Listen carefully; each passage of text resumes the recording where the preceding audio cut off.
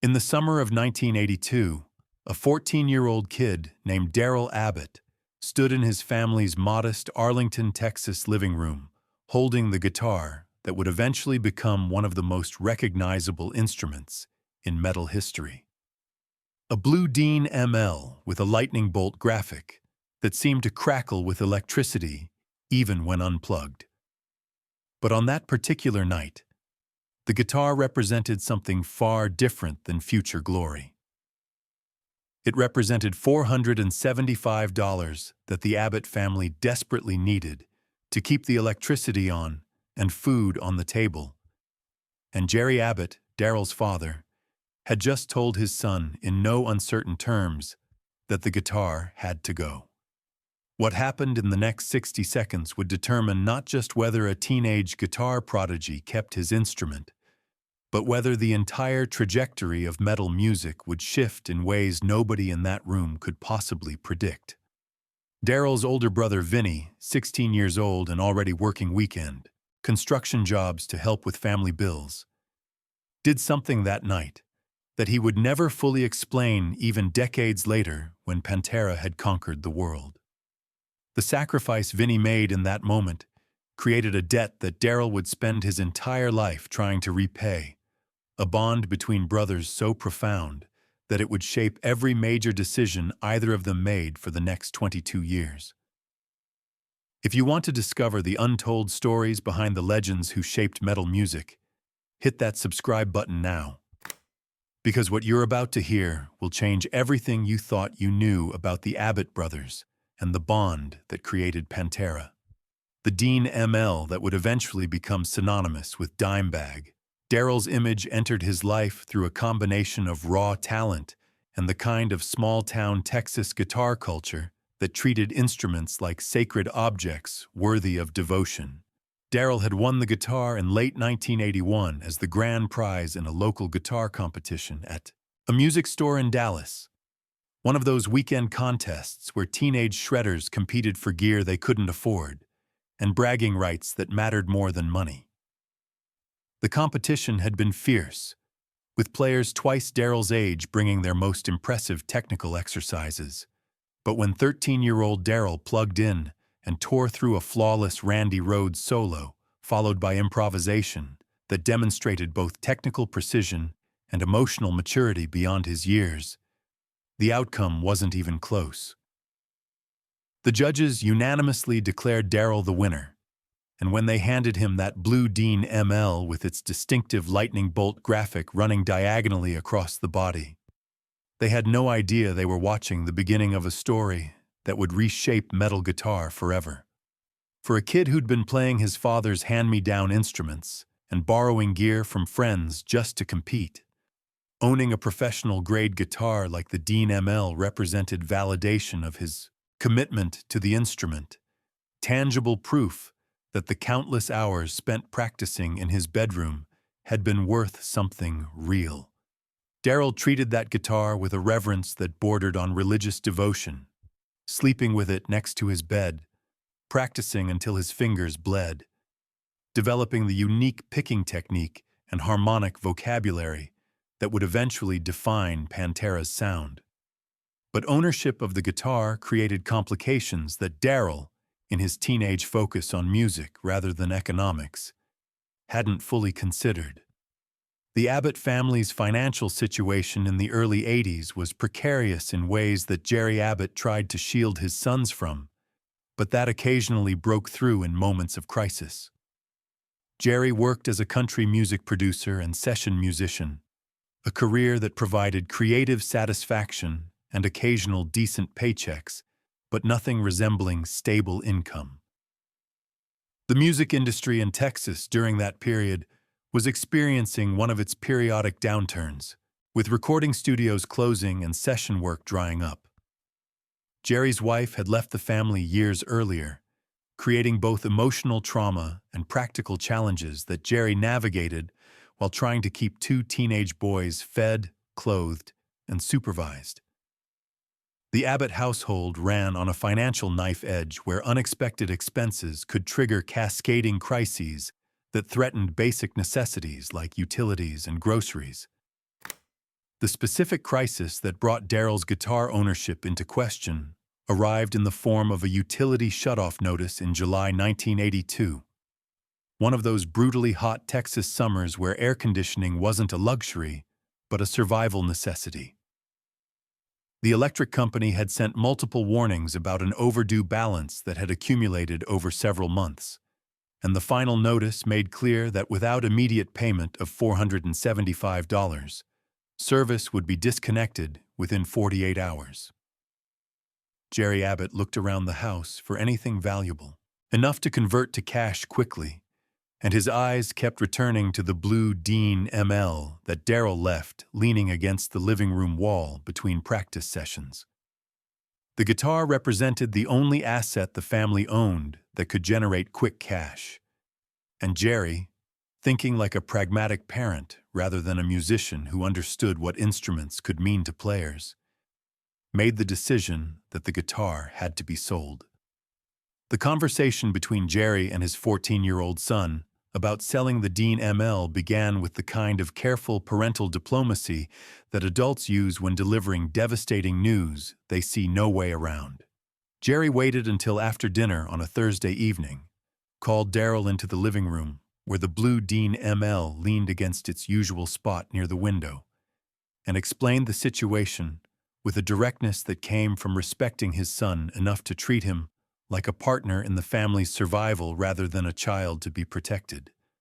Jerry made clear that he'd exhausted other options, that he'd tried to negotiate payment plans, and had called every friend who might loan him money, and that the guitar represented the only solution that wouldn't create worse problems through high-interest loans or obligations Jerry couldn't afford. Darrell's initial response was stunned silence, that frozen moment where the only sound in the room was the ticking of the kitchen clock and distant traffic outside. The guitar wasn't just an instrument to Darrell. It was the physical manifestation of his identity as a serious musician, the tool through which he'd been developing a playing style already attracting attention from older musicians in the Dallas scene, and the symbol of a future where music wasn't just a hobby, but a viable path forward. The idea of selling it felt like being asked to amputate a healthy limb. But Darrell also understood, with the premature maturity that kids from financially unstable households develop, that his father wouldn't ask this, unless the situation was genuinely desperate. Darrell agreed to sell the guitar, a decision that cost him something visible in his expression, even as he tried to maintain teenage stoicism. The guitar got placed in its case for what Darrell assumed would be the last time, and the evening proceeded with a heaviness that hung over the household, everyone aware that something important was ending. But 16-year-old Vinnie Abbott had been listening to the entire conversation from the hallway. Vinnie, who'd always operated as the more practical and business-minded brother, immediately understood both the family's financial crisis and the catastrophic impact losing the Dean ML would have on his younger brother's development as a musician. What Vinnie did next has been romanticized in various Pantera biographies, but the reality was simultaneously simpler and more profound than the legends suggest. He walked into the living room where his father sat reviewing bills, and Vinnie said something that Jerry would repeat decades later when journalists asked about the brothers' relationship.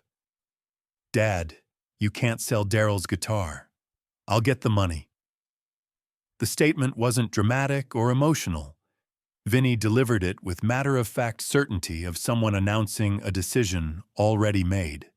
The practical challenge was that Vinnie had just committed to producing $475 within 48 hours, despite being a 16-year-old with no savings and employment limited to occasional weekend construction work that paid maybe $75 for a full weekend. Vinnie's solution demonstrated both creative problem-solving and willingness to sacrifice that went far beyond normal sibling dynamics. He started by calling the contractor he worked for and negotiating an advance on future wages, essentially asking to be paid immediately for work he'd perform over coming months. The contractor agreed to advance Vinnie $200 against future weekends, which meant Vinnie had committed to roughly 5 or 6 weekends of free labor.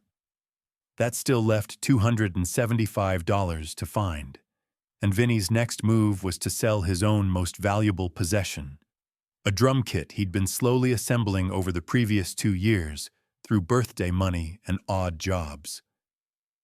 The drums weren't professional quality, but they represented Vinnie's own musical aspirations and countless hours teaching himself to play along with records in the Abbott garage.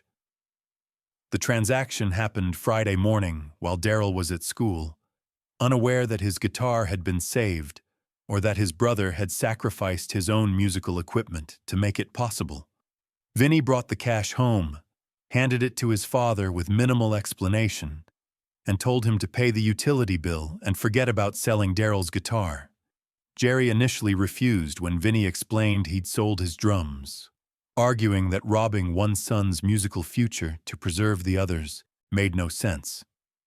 But Vinnie made an argument that revealed he'd been thinking deeper than just solving an immediate crisis. He told his father that Darrell had something genuinely special as a guitarist, a combination of technical skill and creative vision that appeared once in a generation, while Vinnie himself was a competent drummer, but not someone likely to build a career around performance. The logic was brutally clear. If only one Abbott brother could pursue music seriously, it should be the one with the higher ceiling. And that was obviously Darrell. What makes this sacrifice particularly significant isn't just the immediate cost, or even the emotional weight of selling your own instrument to save your brother's, but the way it established a pattern and a debt that would shape the Abbott brothers' relationship for the rest of their lives. Darrell came home from school that Friday afternoon to discover his guitar still in the house and his brother's drums gone.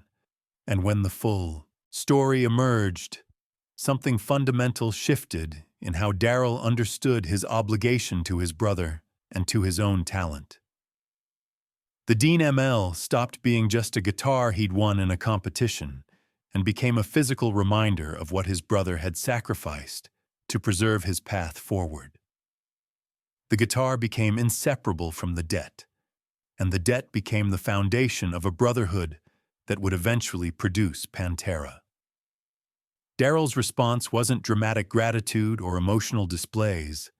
Instead, he made a private commitment that he articulated years later in interviews. He decided that if Vinnie believed in his potential enough to sacrifice his own musical equipment, then Darrell had an obligation to become good enough to justify that sacrifice. That commitment translated into practice regimens that bordered on obsessive, with Darrell spending 6 to 8 hours daily developing the techniques that would eventually define his style. The harmonic squeals, the aggressive palm muting, the seamless integration of rhythm and lead playing. Every hour Darrell spent with that blue Dean ML carried the weight of Vinnie's sacrifice, which transformed practice from recreational activity into sacred obligation. The guitar that Vinnie saved in 1982 became the instrument on which Darrell developed the playing style that would eventually catch attention and help form what would become Pantera.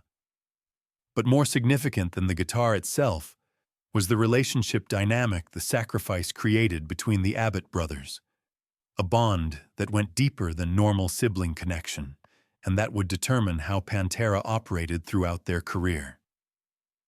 The pattern established in 1982, Vinnie protecting Darrell's ability to pursue guitar, Darrell feeling obligation to justify that protection through excellence, repeated itself in countless variations over the following decades as Pantera grew from a Dallas bar band to international metal icons.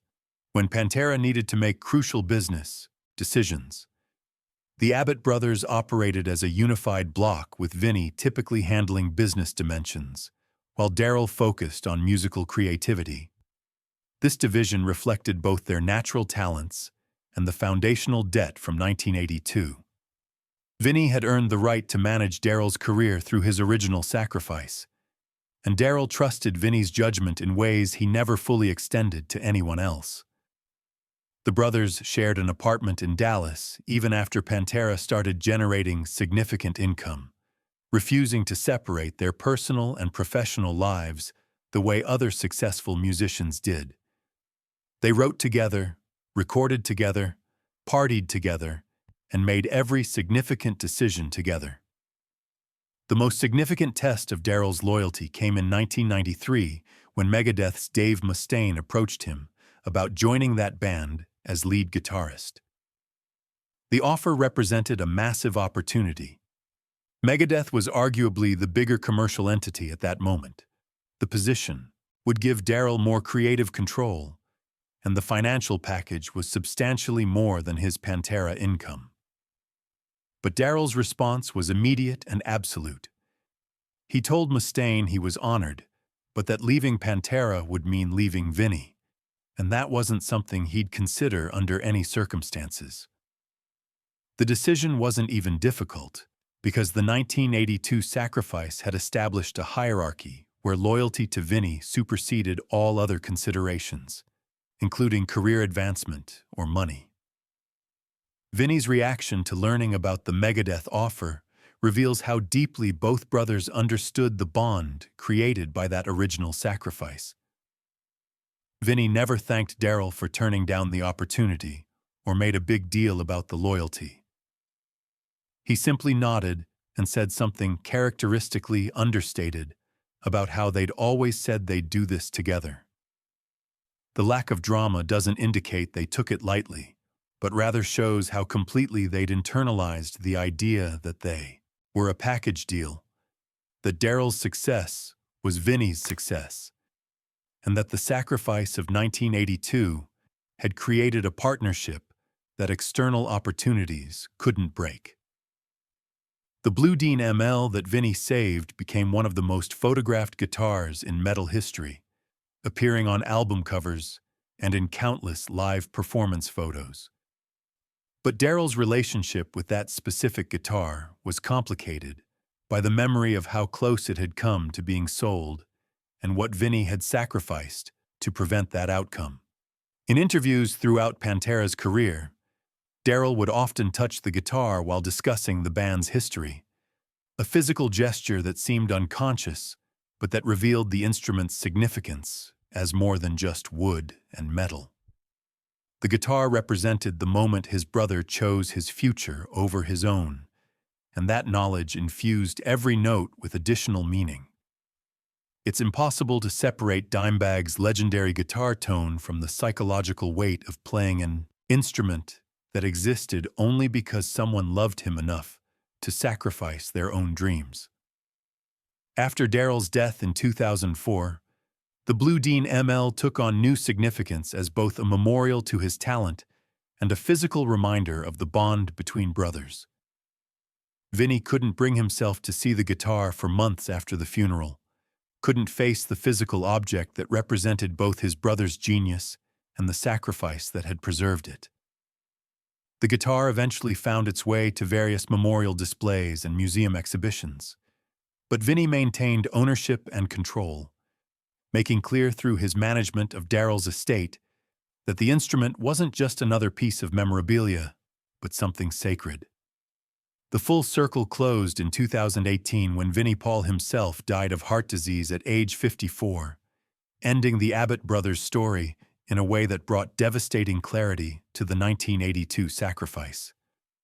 The guitar that Vinnie saved by selling his drums, that Darrell played on every major Pantera album and at countless concerts that defined an era of metal music.